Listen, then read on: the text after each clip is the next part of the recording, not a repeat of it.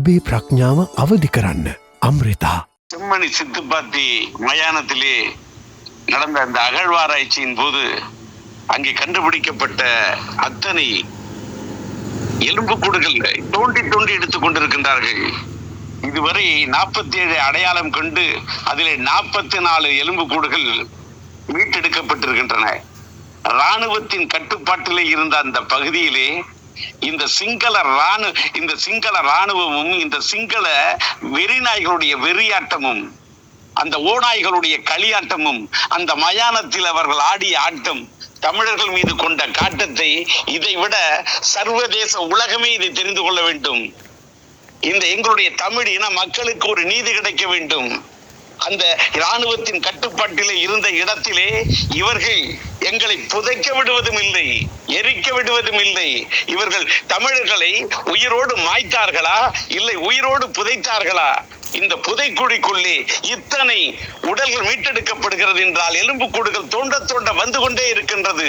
இதை பார்க்கும்போது தமிழர்களுடைய நெஞ்சம் வெந்து கொண்டே இருக்கின்றது. மயானத்திலே பிணங்கள் எரிக்கப்பட்டால் அதுதான் வெந்து கொண்டிருக்கும். ஆனால் எங்களுடைய தமிழ் இனத்தினுடைய அந்த மக்களுடைய எலும்பு கூடுகளை இவர்கள் தோண்டி தோண்டி இன்றைக்கு எடுக்கின்ற போது எங்களுடைய நெஞ்சம் இன்றைக்கு வெந்து கொண்டிருக்கின்றது. வயிறு எரிந்து கொண்டிருக்கிறது, பற்றி எரிந்து கொண்டிருக்கின்றது.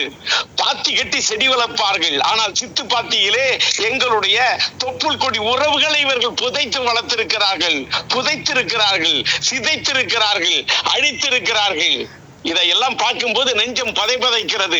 ஆக பயங்கரவாதிகள் தமிழர்களா இல்லை இந்த சிங்கள இராணுவமா, இந்த சிங்கள இனமா? எங்கள் இனத்தின் மீது கொண்ட பகை, அந்த பகையின் காரணமாக இந்த அளவுக்கு என்ன அநியாயம்! செம்மணியிலே நடந்த இந்த சம்பவத்தை பார்க்கும் போது அந்த அகழ்வாராய்ச்சியிலே தோண்டி எடுக்கப்பட்ட எலும்புக்கூடுகள் யாரு எண்ணி பார்க்கிறேன். சேயை கட்டி அணைத்த வண்ணம் ஒரு தாயை கண்டெடுத்திருக்கிறார்கள். பள்ளிக்கூட சிறுவன் கையிலே ஏந்தி பிடித்திருக்கிறான் பையை, புத்தக பையை ஏந்தி பிடித்த அந்த சிறுவனை கொன்று குவித்திருக்கிறார்கள். உயிரோடு வைத்து புதைத்திருக்கிறார்களே, நெஞ்சம் பதைக்கிறது. இதையெல்லாம் பார்க்கும் போது தமிழனும் கொதித்திட வேண்டும்.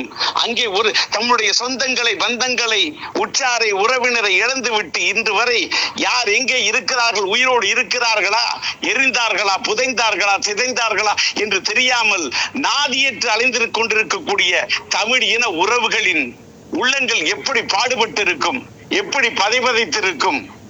ஆனால் இந்த சிங்கள இராணுவம் எம் தமிழினத்தை எப்படி புதைத்திருக்கிறது பாருங்கள், எப்படி சிதைத்திருக்கிறது பாருங்கள்.